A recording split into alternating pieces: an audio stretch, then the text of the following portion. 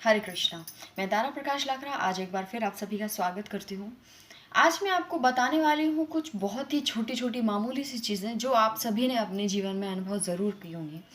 कि कभी आपने अनुभव किया होगा कि अपने घर में जो बच्चे हैं वो जब धीरे धीरे बड़े होने लगते हैं तो उनका गुस्सा और भी ज़्यादा बढ़ जाता है। कभी अगर वो कुछ शैतानी करते हैं, कुछ बदमाशी करते हैं और अगर हम उनको डांट देते हैं तो वो उनका गुस्सा इतना बढ़ जाता है कि वो चीज़ें फेंकना शुरू कर देते हैं। या अगर उनका गुस्सा उन्होंने कुछ आपको ऐसा बैडली रिप्लाई कर दिया, तो अगर हमने कुछ उनको और डांट दिया या उनको थोड़ा स्लैप कर दिया तो वो बदले में हमको नोचने लगते हैं, हमको मारने लगते हैं। और अगर हम उनको और डांट देते हैं तो वो घर का सामान तोड़ने लगते हैं, फेंकने लगते हैं, गुस्से में घर का सारा सामान फेंकने लगते हैं, बेडशीट्स निकाल देते हैं, तकिया फेंक देते हैं और गुस्से में पता नहीं क्या क्या कर देते हैं। तो आपने कभी सोचा है कि उनको इतना गुस्सा क्यों आ रहा है, या वो इतने ज़िद्दी क्यों हो रहे हैं? मतलब उनके मन में ये भावना क्यों आ रही है कि अगर किसी व्यक्ति ने मुझे नुकसान पहुंचाया है इन द सेंस कि अगर उन्होंने मुझे डांटा है या थोड़ा सा मारा है तो मुझे भी उनको मारना चाहिए, या ये घर का सामान फेंकना चाहिए, या मैं ये फेंकूंगा तो मतलब सामने वाले को समझ में आएगा। ऐसा उनके मन में क्यों आता है? आपने कभी इस बारे में ध्यान दिया है?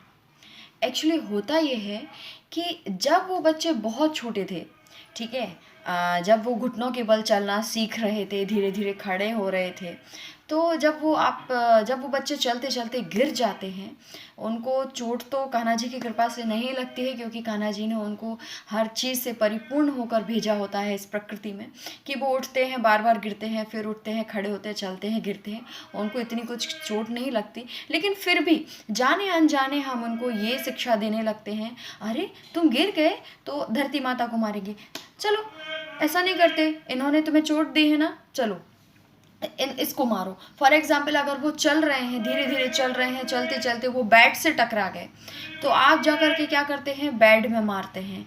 इसने तुम्हें मारा ना, इसकी वजह से तुम्हें चोट लगी ना, लो बेड को मार दिया मैंने, ठीक है। तो ये छोटी छोटी चीज़ें जो हम उनके दिमाग में डालते हैं, तो उनका एक सेल्फ रियलाइजेशन बन जाता है, कि उनको ये रियलाइज़ हो जाता है कि अगर मुझे कहीं से थोड़ी चोट लगी या कहीं से मुझे हानि हुई फिजिकली या मेंटली, तो मैं अगर सामने वाले को मारूंगा या वैसे हानि पहुंचाऊंगा, तो उनको एक सेटिस्फेक्शन होना शुरू हो जाता है।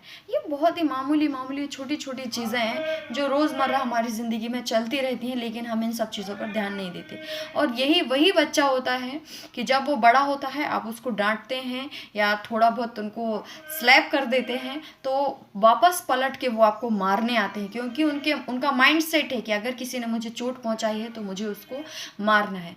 इसकी बजाय अगर आप अपने बच्चे को ये सिखाएं कि चूंकि आप अगर खुद भी देखें कि अपने घर में जो भी चीज़ें हैं वो निर्जीव हैं, वो सब अपनी जगह पे व्यवस्थित रखी हुई हैं। अगर आप चलते चलते दीवार से या दरवाजे से टकरा गए, तो दरवाज़ा तो अपनी जगह पे है, वो तो आके आपसे लग नहीं सकता। लापरवाही आपकी तरफ से हुई है कि आप अच्छे से नहीं चल रहे थे, आपको चक्कर आए, आपका पैर फिसला है, आपका ध्यान कहीं और था, उसका कारण कुछ भी हो सकता है, और आप चलते चलते दरवाजे से टकरा गए।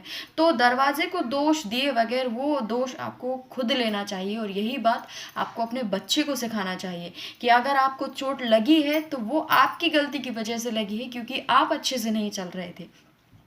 और अगर उसको दरवाजे से या कहीं से चोट लग भी जाती है, तो उसको माफ़ी मांगने की आदत डालिए, कि अगर उसकी वजह से किसी को तकलीफ़ हुई है तो उसको तुरंत माफ़ी मांगनी चाहिए उस चीज़ से।